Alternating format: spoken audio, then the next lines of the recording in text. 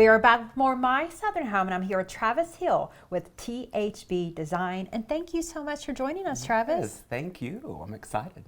So you recently just started your own company. Yes, I did. In fact, May of last year, I officially launched. I previously worked with a high-end firm in Nashville for 8 years, straight out of college, and decided it's time for me to do it on my own. Well, that's exciting that you started right after college. You must have always known that you wanted to be in design. I did, actually, and it started in theater. So I have a theater degree on top of an interior design degree, and it was more of a focus on set design. And it took me, I studied abroad in London, and it kind of opened my eyes to what all's out there. And, you know, I wasn't getting that in my small southern home, southern town. So, yeah, that's really what brought me to it. And that was at a college, Motlow Community College in Lynchburg, Tennessee. And then went to MTSU for their interior design program. And I wasn't ready to waste time. So I got right into it and fell into a good place. But it was my time to do me. Well, it's always so much fun when you get to curate your own business and your own style in business. Yeah, it's exciting, you know, putting my stamp on everything. I was so involved with everything I worked on in the past and, you know, never really got that credit. But it is what it is, and I'm here now, so. So tell me, what are some of the trends that you're seeing in 2024? I'm seeing some bold things happening.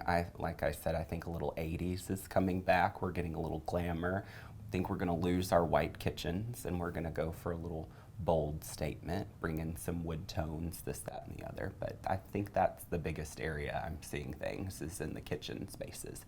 It makes me so happy, Travis, to see homeowners being bold and brave with color, because that's when their personality can really come out.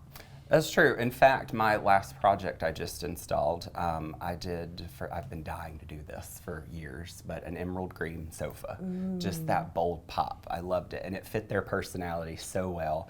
And one of them's a ginger, so it's perfect. It just worked out. She complements the sofa fabulously, so that's fun. But yeah, I'm loving the bold. I mean, I live in a black and white beige world, but I'm not afraid to do a little color. And Travis, when it comes to primary baths, what are you seeing homeowners gravitate to? I'm seeing more wood cabinets versus painted cabinets. I think we're going to lose the traditional white subway tile. I think that's going to be a thing of the past. Even though that is a timeless design, I think it's on its way out. And what are some of the other items that you're seeing homeowners gravitate to?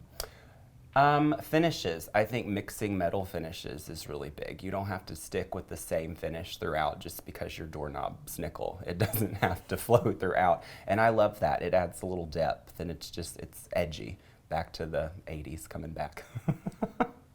And so what are some tips that you can give homeowners when they're thinking about transforming a space in their home? It's definitely their wants and needs, how they live their daily life. For example, this last project, they have 2 dogs and a newborn, and they're about to have another child. So every fabric was performance. It could be washed, it could be scrubbed, and that was really important for them. And they entertain. They're big sports people, and having a large sitting area for their family, this, that, and the other was really important to them, and I think we knocked it out of the park. So. Travis, do you think that it's a common practice for homeowners to ask themselves that question before they call someone like you? How can I utilize the space better? I think it is important for them to sit in their space. What's missing? What do they need? What do they don't need? And go from there before you reach out to someone. And I'm always here, you know, a call, it doesn't have to be a full design. You know, I'm here to help, do whatever. But I do think that's a good place for a potential client to start, is what's missing from my life. How could I improve my lifestyle, so to speak? Travis, one of the benefits of using a designer like yourself is that you help guide clients through the questions that they need to ask. Yes, I do, and I want to make sure we cover everything because I know things that they don't know. And that's why I'm here. That's why you hire someone like me. You hire a designer to answer the questions that you don't even know to ask.